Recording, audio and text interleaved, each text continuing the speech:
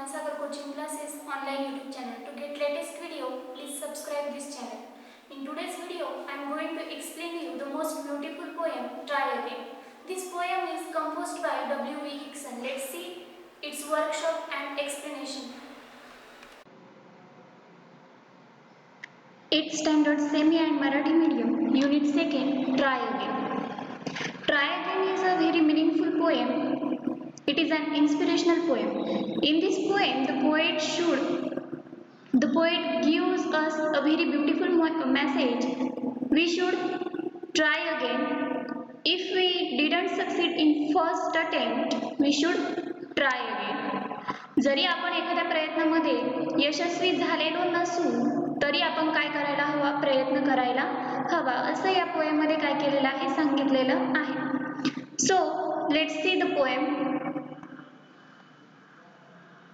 Before going further, first I am going to discuss about the workshop of this poem. First, chit chat. First question, what do you like, poems or stories? म्हणजेच या प्रश्नाचा अर्थ असा आहे की तुम्हाला poems आवडतात की स्टोरीज आवडतात.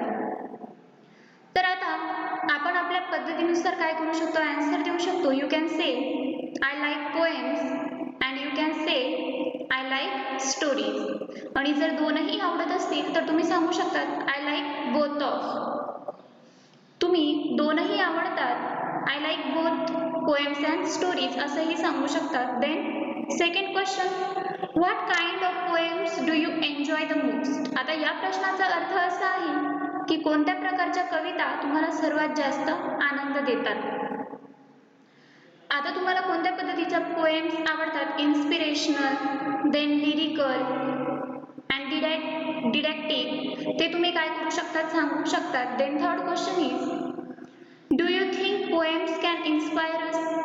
तर या प्रश्नाचा अर्थ असा आहे की कविता आपल्याला प्रेरणा देतात असे तुम्हाला वाटते का? You can give the answer yes, sure, I do think that poems inspire us. तर भरपूर वेळा आपण बघितलेलं आहे, many times poems are inspirational, म्हणजे त्या कशा असतात, इन्स्पिरेशनल असतात for all of us. Then fourth question, do you remember any such inspiring poem? तर या प्रश्नाचा अर्थ असा आहे की तुम्हाला अशी एखादी प्रेरणा देणारी कविता आठवते का? You can give the answer yes, I remember the inspiring poem We Shall Overcome. Then fifth question, when did you learn or listen to it? तर या प्रश्नाचा अर्थ असा आहे की ही कविता तुम्ही केव्हा शिकलात किंवा केव्हा ऐकलेली आहे. Then the answer is I learned it when I was in standard 7. तर ही कविता तुम्ही 7वी इयत्तेमध्ये असताना शिकलेली आहे. Then 6, what message do you get from it? तर ती जी कविता होती त्या कवितेमध्ये आपल्याला कोणता मेसेज मिळतो किंवा तुम्हाला कोणता मेसेज मिळतो? The message we get from this poem is that if we have faith in ourselves, we shall break through all the hurdles and make us free and live in peace. तर या पद्धतीने आपण त्याचा answer देऊ शकतो. Then first A, from groups of 6 each, everyone from the group should share an experience or a situation where at first he or she experienced failures but after continuous efforts achieve success. तर आता याचा अर्थ असा आहे की प्रत्येकी 6 विद्यार्थ्यांचा एक एक गट करायचा आहे. त्याने किंवा तिने सुरुवातीला अनुभवलेले यश व नंतर सातत्यपूर्ण प्रयत्नांनी मिळवलेले यश याबाबत गटातील प्रत्येकाने आपले अनुभव किंवा प्रसंग आपापसात काय करायचे आहे, सांगायचे आहेत. तर विद्यार्थ्यांनी स्वतः हा प्रश्न सोडवायचा आहे. देन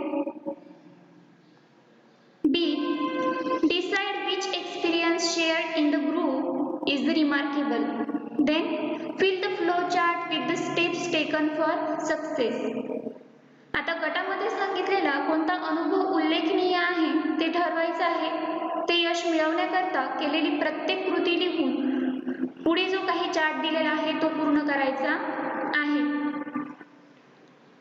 देन आता तुम्ही तुमच्या अनुभवानुसार तो चार्ट पूर्ण करायचा आहे. Then second question, see the images, rearrange and write the proper line number for each from those given below.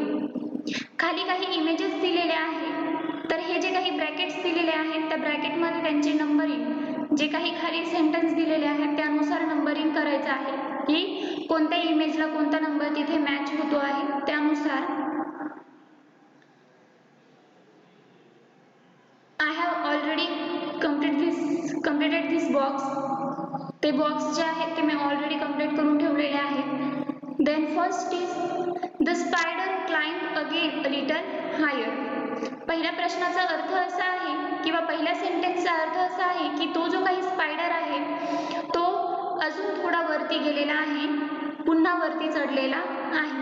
मग आता थर्ड नंबरची जी काही इमेज आहे त्यावरनं आपल्याला दिसून येतं की त्यामध्ये असणारा जो काही स्पायडर आहे तो अजून पुन्हा थोडा वर जाण्याचा प्रयत्न करतो आहे किंवा चढलेला आहे. Then second, it did not give up and climb higher and higher. त्याने अजिबातही माघार घेतलेली नाही, तो पुन्हा अजून थोडा वर अशा पद्धतीने अजून उंच जात आहे.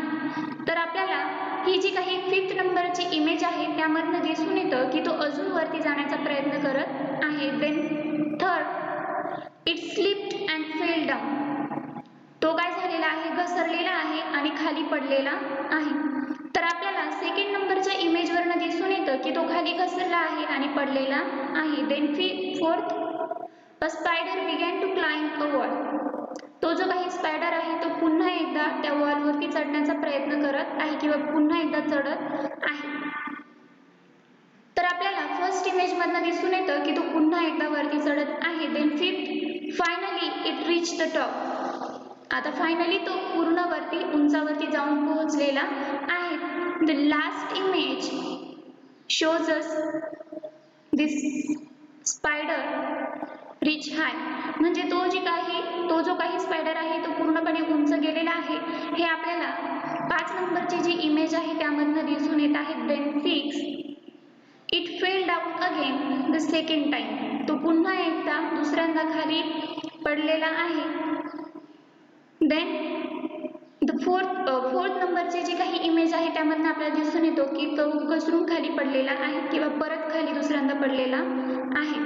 मग आता ह्या सर्व गोष्टींवरनं किंवा हे जे काही इमेजेस आहेत त्यावरनं आपल्याला कोणती गोष्ट समजते, एक आपल्याला त्यातनं मूल्य किंवा जी काही गोष्ट आहे ती दिसून येते. If you don't succeed at first, try again and again till you succeed. म्हणजे या सर्व गोष्टींवरनं, या सर्व इमेजेसवरनं आपल्याला असं कळून येतं की पहिल्या प्रयत्नामध्ये जर आपल्याला यश मिळत नसेल तर आपण आपल्याला जोपर्यंत यश मिळत नाही तोपर्यंत पुन्हा प्रयत्न करायला हवे.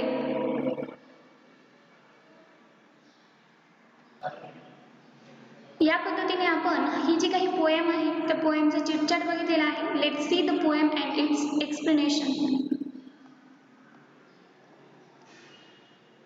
First, I am going to read this stanza. Try again.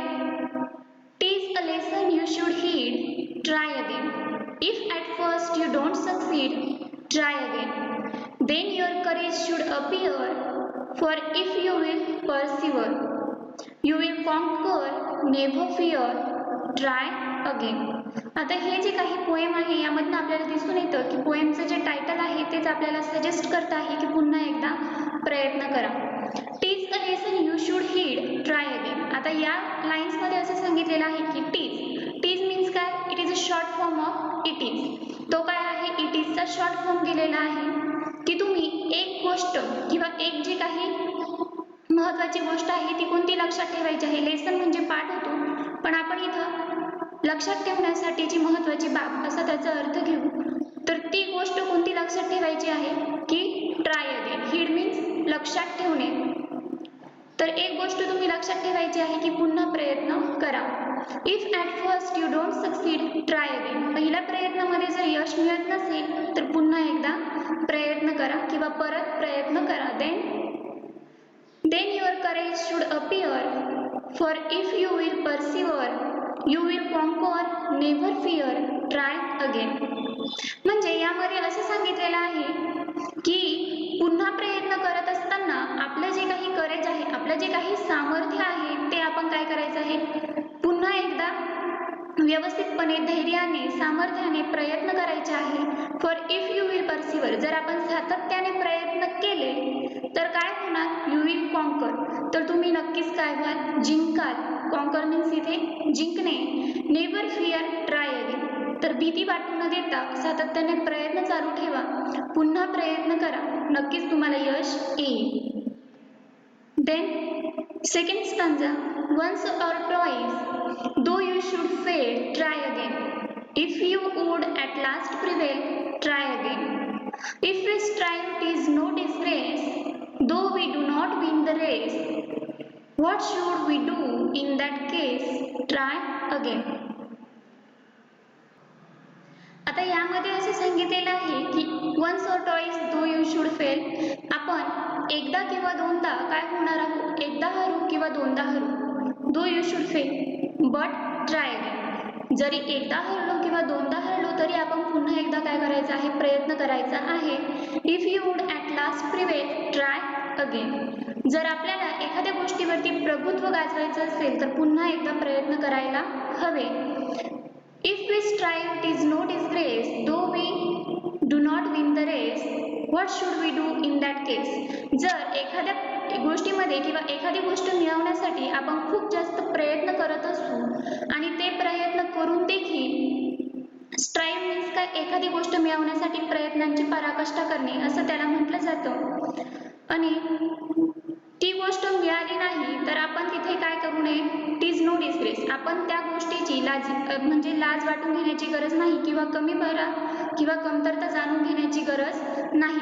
Though we do not win the race, म्हणजे एखादी गोष्टीसाठी प्रयत्न करून देखील किंवा त्या शर्यतीमध्ये आपण जर हरलो तर अशा केसेसमध्ये आपण काय करायला हवं, what should we do not do in that case, तर अशा केसेसमध्ये आपण काय करायला हवं, the answer is try again, तर आपण अशा केसेसमध्ये पुन्हा एकदा प्रयत्न करायला हवा असं इथे सांगितलेलं आहे. Let's see the next stanza. If you find your task is hard, try again. Time will bring you your reward, try again. All that other folk can do, why with patience may not you? Only keep this rule in view, try again. The poem is composed by W.E. Hickson. म्हणजेच या lines आपल्याला असं सांगत आहे की if you find your task is hard, try again. जर आपल्याला असं वाटत असेल की आपण जे काही प्रयत्न केलेले आहे किंवा आपलं जे काही काम आहे ते खूप जास्त अवघड आहे, तर त्यासाठी आपण काय करायला हवं, प्रयत्न करायला हवा. आणि पूर्ण प्रयत्न केल्यानंतर नक्कीच एक वेळ अशी येईल किंवा टाइम विल ब्रिंग यू, म्हणजे जे काही काळ आहे तो आपल्याला काय देईल, नक्कीच त्याचं जे काही बक्षीस आहे, युअर रिवॉर्ड, म्हणजे प्रयत्नांची पराकाष्ठा केल्यानंतर जे काही कष्टाचं फळ मिळतं ते नक्कीच आपल्याला एक दिवशी काय होईल, मिळेल असं इथे सांगितलेलं आहे. पण केव्हा, ट्राय अगेन, ज्या वेळेस आपण पुन्हा प्रयत्न करू आणि ते मिळवण्याचा पाठलाग करू त्यावेळी. Then all that other folk can do, why with patience may not you. आता भरपूर लोक असे असतात की ते नेहमी काय करत असतात, खूप प्रयत्न करून आणि नंतर काहीतरी कष्ट मिळवत असतात, जसे की all that other folk means काय, लोक, आणि ते काय करतात किंवा ते कशा पद्धतीने प्रयत्न करत असतात, Y with patience may not you, म्हणजेच याचा अर्थ असा आहे की लोक ज्या पद्धतीने प्रयत्न करून यश मिळवतात त्याच पद्धतीने संयम ठेवायला हवा. किंवा इथे प्रश्न असा विचारलेला आहे, Y with patience may not you, मग आपणही का असा संयम ठेवायला नको असं इथं म्हटलेलं आहे. मग असं त्या लोकांसारखं जर आपल्याला यशस्वी व्हायचं असेल तर आपल्याला काय करायला हवे, प्रयत्न करायला हवे. म्हणून इथं म्हटलेलं आहे, only keep this rule in view, try again.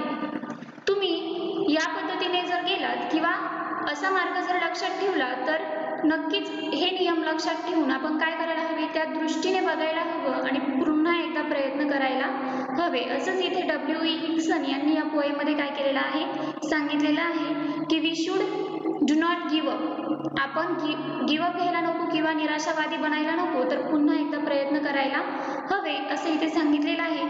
Let's see the difficult words and their meanings which are used in this poem. तर या पोएम मध्ये यूज केलेले जे काही डिफिकल्ट वर्ड्स आहेत आणि त्यांचे जे काही अर्थ आहेत ते आपण बघणार आहोत. First, tease. Tease it is a short form of it is. It इजचे जे काही संक्षिप्त रूप आहे त्याला टीज असं म्हटलेलं आहे. Then second, heed. Heed means pay attention to, काळजीपूर्वक अवधान देणे किंवा लक्ष देणे असं त्याला म्हटलं जातं. Then third, persevere means keep trying till one achieves. जोपर्यंत आपल्याला यश मिळत नाही तोपर्यंत सातत्याने प्रयत्न करणे असा त्याचा अर्थ होतो. Then fourth, strive. Try very hard or struggle. प्रयत्नांची पराकाष्ठा करणे किंवा खूप प्रयत्न करणे असा त्याचा अर्थ होतो. Fifth, patience. Capacity to accept delay without losing hope. Means जी काही चिकाटी किंवा सहनशीलता असते किंवा संयम, त्यासाठी पेशन्स हा शब्द वापरला जातो. तर या पद्धतीने आपण या पोएमचा जो काही या पद्धतीने पोएमचे जे काही पूर्ण एक्सप्लेनेशन आहे ते बघितले आहे. So let's see the English workshop of this poem. First question, the following anagrams contains words, phrases from the poem. Guess and write what they are. आता ही जी काही पोएम आहे त्या पोएम मध्ये किंवा हा जो काही प्रश्न आहे यामध्ये काही ॲनाग्राम आपल्याला काय करायचे आहेत, लिहायचे आहेत. खाली काही शब्द दिलेले आहेत, त्यांच्यापासून तयार होणारे ॲनाग्राम आपल्याला काय करायचे आहेत, लिहायचे आहेत.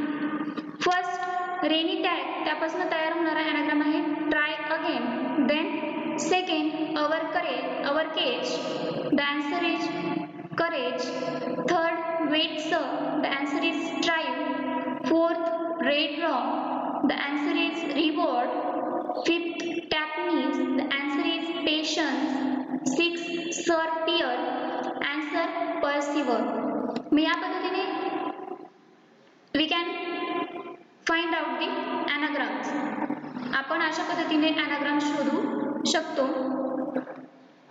Then second question, pick out lines that convey the following from the poem. Poem मध्ये वापरलेल्या खाली ज्या काही सेंटेन्स आहेत त्या सेंटेन्सला मॅच होणारे पोएम मध्ये वापरलेले जे काही सेंटेन्स आहेत किंवा ज्या काही लाईन्स आहेत त्या आपल्याला काय करायच्या आहेत, फाइंड आउट करायच्या आहेत. I have already find out these lines or those lines. मी सर्व लाईन्स इथे फाइंड आउट करून आन्सर लिहिलेले आहेत. जसे की first, if you keep trying without a doubt you shall win. म्हणजे जर आपण प्रयत्न सातत्याने चालू ठेवले तर आपण एके दिवशी नक्कीच यशस्वी होऊ. तर त्याला मॅच करणारी लाईन आहे the answer is four if you will persevere you will conquer, never fear. Then B, it is not shameful to struggle hard. म्हणजे खूप जास्त प्रयत्न करणं हे काय नाहीये, शर्मेची बाब नाही असं इथं सांगितलेलं आहे. The answer is if we strive it is no disgrace though we do not win the race. See, when others can do the work so can you if you keep trying patiently. म्हणजे याचा अर्थ असा आहे की दुसरे लोक ज्या पद्धतीने काम करू शकतात किंवा करत असतात त्या पद्धतीने तुम्हीही काम करू शकतात, पण संयमाने प्रयत्न चालू ठेवले तर. त्याचा आन्सर आहे all that other folk can do why with patience may not you. Then D, when you fail in your first attempt make another one. आपण पहिल्या प्रयत्नात जर अपयशी झालो तर दुसरा किंवा पुन्हा प्रयत्न करायचा आहे. The answer is if at you don't succeed try again. Third question, find from the poem the antonyms, opposite words for the following. Poem मधनं खाली जे काही शब्द दिलेले आहेत त्यांचे antonyms लिहायचे आहेत. मी ऑलरेडी ते दिलेले आहेत. First, succeed, the antonym is fail. Second, punishment, the antonym is reward. Punishment means शिक्षा, reward means बक्षीस. Third, courage, धैर्य, the antonym is fear, भित्रा. फोर्थ, स्टॉप, क्विट, थांबणे किंवा थांबणे असा त्याचा अर्थ होतो. Then antonym of this word is persevere means सातत्याने प्रयत्न चालू ठेवणे. फिफ्थ लूज मीन्स हारणे. The antonym means win. Then fourth question, answer in your own words. तुमच्या शब्दांमध्ये या प्रश्नांची उत्तर लिहायची आहेत. Then first question, what lesson should be kept always in mind. म्हणजे आपण कोणता असा धडा आहे की जो नेहमी, कोणती अशी बाब आहे की नेहमी लक्षात ठेवायला हवी. The answer is, if at first you don't succeed you should try again to get success. This lesson should be always kept in mind. पहिल्या प्रयत्नात जर अपयशी झाला तर पुन्हा प्रयत्न करा, ही बाब आपण नेहमी लक्षात ठेवायला हवी. B, what should someone who loses a race do. म्हणजे एखादी व्यक्ती जर शर्यतीमध्ये हरली तर तिने काय करायला हवे असा प्रश्न इथे विचारलेला आहे. The answer is, if someone loses a race he or she should not feel ashamed of his or her failure. He or she has failed to win even though he or she has tried hard.